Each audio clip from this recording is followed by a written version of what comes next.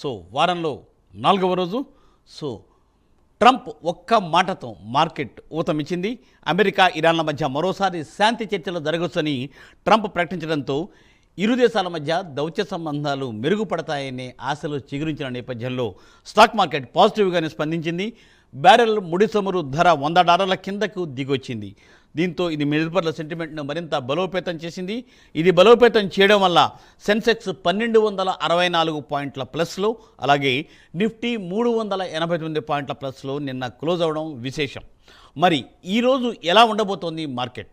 ఈరోజు మార్కెట్లో మనం ఎలా ముందుకు వెళ్ళాలి, ఎటువంటి సలహాలు సూచనలతో మనం మార్కెట్ను డీల్ చేయాలి ఈరోజు అనే దాన్ని తెలుసుకోవడం కోసం ఈరోజు ఈ కార్యక్రమంలో పాల్గొంటున్న సీనియర్ స్టాక్ మార్కెట్ అనలిస్ట్ గారితో మాట్లాడి మనం తెలుసుకునే ప్రయత్నం చేద్దాం.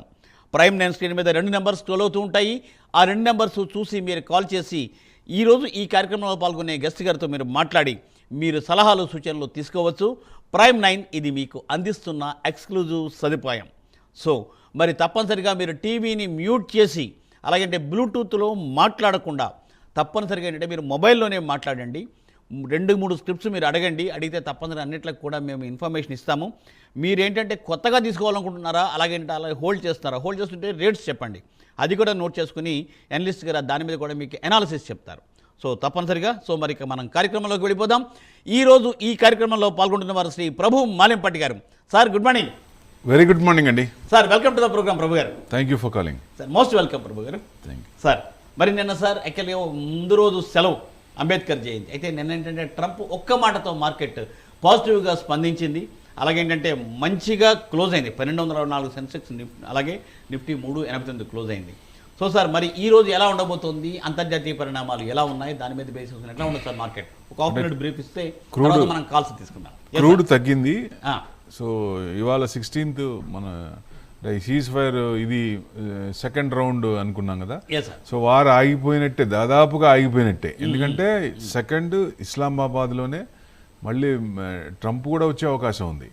సో ఎట్టి పరిస్థితిలో ఆయనే రావటం కాదు, వద్దాం అనుకున్నప్పుడే అర్థమవుతుంది. సో ఆయన ఏం ఆలోచిస్తున్నాడు. సో డెఫినెట్గా వారు ఆపుదామనే ఉద్దేశం, ఆయన మీద ప్రెషర్ ఎక్కువ ఉంది ఇటు సైడ్ కంటే. వాళ్ళేమో బిందాస్ కూర్చున్నారు, ఎంతవరకైనా వెళ్ళండి, ఇంకో నెల అయినా వెళ్ళలేమండి అన్నట్టు.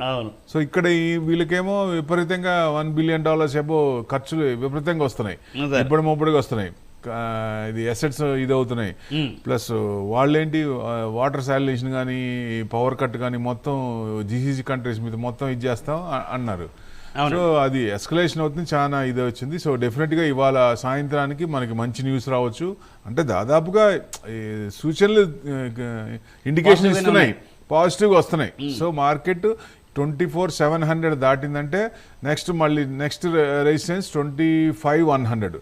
25,100 దాటిందంటే fresh all time high, no doubt at all. అంటే ఆ వేలో మనం వెళ్తున్నట్టు లెక్క. సో కొత్తవి ఏం రాకుండా ఉంటే డెఫినెట్గా కొంచెం ముందుకెళ్లే ఛాన్సులే ఎక్కువ ఉన్నాయి. సో మంచి స్టాక్స్ కూడా కింద నుంచి కూడా బాగా పడ్డ స్టాక్స్ బాగా పెరిగినాయి. కొన్ని స్టాక్స్ బ్రాడర్ మార్కెట్లో స్మాల్ క్యాప్ కానీ మిడ్ క్యాప్ కానీ ఇంకా కొంచెం మంచి వాల్యుయేషన్స్ మంచిగా ఉన్నాయి. సో నేను అందుకే ఒక వారం రోజుల నుంచి చెప్తున్నాం కదా, వాల్యుయేషన్స్లో ఉన్నాయి, రైట్ టైం బయింగ్ కొనుక్కోవచ్చు అని. సో డెఫినెట్ చూడండి, తేడా కనపడుతుంది తప్పనిసరిగా సార్. మనము ఈ వాల్యుయేషన్స్ బయింగ్ దీని మీద మళ్ళీ మనం మాట్లాడుకుందాం తప్పనిసరిగాను. సో సార్ కాలర్ వెయిట్ చేస్తున్నారండి, వెంకటేశ్వర్లు గారు గుంటూరు నుండి. Sir good morning. సార్ నమస్తే. నమస్తే అండి. నమస్తే సార్. 3 స్టాక్స్ అండి. Sanofi India, IDFC first bank, Ador welding ఉన్నాయి సార్. ఈ 2 మాట కొత్త ఉంది. ఓకే, ఫస్ట్ ఏంటండి? Sanofi India. మరొకసారి చెప్పండి. ఐడిఎఫ్సి ఫస్ట్ బ్యాంకు అది వినపడింది. అడోరా వెల్డింగ్ మూడోది సార్. ఐడిఎఫ్సి ఫస్ట్ బ్యాంక్ కొంచెం ఎక్కువ కాలం అంటే మనకి ఆ రేంజ్లోనే ఉంది, పెద్ద మూమెంట్ రాలేదు. సో కొంచెం ఇప్పుడు బ్రేక్అవుట్ అవడానికి రెడీగా ఉంది. 71 క్రాస్ అయితే కొంచెం ముందుకు వచ్చే ఛాన్స్ ఉంది. ఎందుకంటే వీళ్ళ రిపోర్ట్స్ కూడా బాగానే వచ్చినాయి పాజిటివ్గా. ఇప్పుడు కొంచెం ట్రేడ్ తీసుకోవచ్చు దీంట్లో. కొంచెం బ్రేక్అవుట్ అవడానికి ఆ లెవెల్ తీసుకున్నప్పుడు మనకి ఇదే ఉంటుంది. 85 దాకా ఛాన్సెస్ ఉన్నాయి. ఆ రేంజ్లోనే వస్తున్నాయి చూడండి. అక్కడ దాకా వెళ్తుంది, మళ్ళీ వెనక్కి వచ్చేస్తుంది. సో ఆ రేంజ్కి వెళ్ళి రీసెంట్గా ఈ కిందకు వచ్చింది, దాదాపుగా బాగా తగ్గిపోయింది. ఎక్కడికి వచ్చింది మీకు 58, 59. సో కొంచెం ఇప్పుడు బ్రేక్అవుట్ అవడానికి ఛాన్స్ ఉంది కాబట్టి రిజల్ట్స్ కూడా చూస్తే బాగానే ఉన్నాయి. September quarter, December quarter. మరి ఆర్బీఐ కూడా డిక్లేర్ చేసింది కదా, బ్యాంక్స్ ఎన్పిఏ తగ్గింది, ప్రైవేట్ బ్యాంక్స్ అన్నా గవర్నమెంట్ బ్యాంక్స్ అన్నా బాగానే ఉన్నాయి. సో ఈ Q4 బాగుండొచ్చని ఎక్స్పెక్ట్ చేస్తున్నాం. సో Q3 కంటే Q4 బాగుండొచ్చని కొంచెం పెరిగే ఛాన్స్లే ఉన్నాయండి. బ్యాంక్ నిఫ్టీ కూడా ఇవన్నీ మారిపోతే 63,500, 63,000 దాకా రావచ్చు అంటే ఛాన్సెస్ ఉన్నాయి. అప్పుడు బ్యాంకులన్నీ కూడా కొంచెం ప్రాఫిట్ బుక్ చేసుకోవచ్చు, రీట్రేస్మెంట్ అయ్యే ఛాన్సులు ఉంటాయి. ఇది అక్కడ కొనుక్కోవచ్చు. ఎడోర్ వెల్డింగ్ అన్నారు, ఎడోర్ వెల్డింగ్ వచ్చేసి 957 ఉంది, 10% దాదాపు పెరిగిందండి. నేను 9.56 బ్రేక్ అంటే ఫ్రెష్ బయింగ్ అయితే ఇక్కడైనా కొనుక్కోవచ్చు అండి. బుకింగ్ కొంత తీసుకోవచ్చా? ఇప్పుడు బుక్ చేసుకోకూడదు, కింద నుంచి మన అదే వచ్చింది. మెయిన్ ఏంటంటే అమ్మేది ఎక్కడ కూడా తెలియాలండి, కొనేది తెలియాల. ఎట్లా అంటున్నామో అమ్మేది ఒక 10%, 20% రాగానే మనం ఒక సంవత్సరంన్నర పెట్టుకుంది అమ్మంటే తీసేస్తాం. అట్లా అప్పుడు ఏమవుతుందంటే ఎగ్జిట్ కూడా ఇంపార్టెంట్. ఎక్కడ ఎగ్జిట్ అవుతున్నాం, పెరుగుతున్నప్పుడు ఆగాలి. సో ట్రెండ్ ఇప్పుడు పై చూపే ఉంది, ట్రెండ్ అప్ ఉంది, మిడ్ అండ్ స్మాల్ క్యాప్ పెరుగుతున్నాయి, పాజిటివ్ న్యూస్ వస్తుంది, క్రూడ్ తగ్గుతోంది, ఇవన్నీ మంచిది. ఇంట్రెస్ట్ రేట్ తగ్గుతాయి రేపు.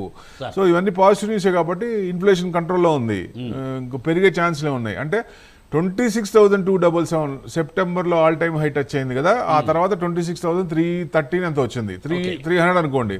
సో ఈ లెవెల్స్ నేను ముందు చెప్పిన లెవెల్స్ 24,700, 25,100 దాటితే ఫ్రెష్ ఆల్ టైమ్ హై కూడా చూస్తాం. రైట్, డెఫినెట్ గా. సార్ మరో కాల్ అండి, సతీష్ గారు విజయవాడ నుండి. Sir good morning. Good morning Murthy garu. Good morning Prabhu garu. Very good morning అండి. సార్ 3 స్టాక్స్, ఒకటి సెయింట్ CYIE సెయింట్, ఒకటి HBL ఇంజనీరింగ్, ఇంకోటి HDFC బ్యాంక్. సో ఈ 3 stocks, Cyient, HBL engineering 30% loss, అంటే మార్చ్ 30కి ఒక 30% లాస్ ఉంది. ఇప్పుడు ప్రెసెంట్ HBL ఇంజనీరింగ్ పాజిటివ్ వచ్చింది సార్. సెయింట్ వచ్చి ఒక -8% ఉంది, HDFC ఒక 7% పాజిటివ్ ఉంది. సో వీటిని హోల్డ్ చేయమంటారా లేకపోతే యావరేజ్ చేయాలా, బై చేయాలి? సెయింట్, HDFC అంటే HEBL engineering, HAL engineering. Okay, 3 కూడా మంచి స్టాక్స్ సెలెక్ట్ చేసుకున్నారు. కాకపోతే సెయింటే కొంచెం టైం పట్టుద్ది. అది కొంచెం మీకు అంటే ఇప్పుడు నిన్న కూడా 7% పెరిగిందండి, 7.6 బ్రేక్అవుట్ అయింది. సో డెఫినెట్గా ఐటీ స్టాక్స్ జనరల్గా వాల్యుయేషన్స్లో ఉన్నట్లు లెక్క ఒక రకంగా.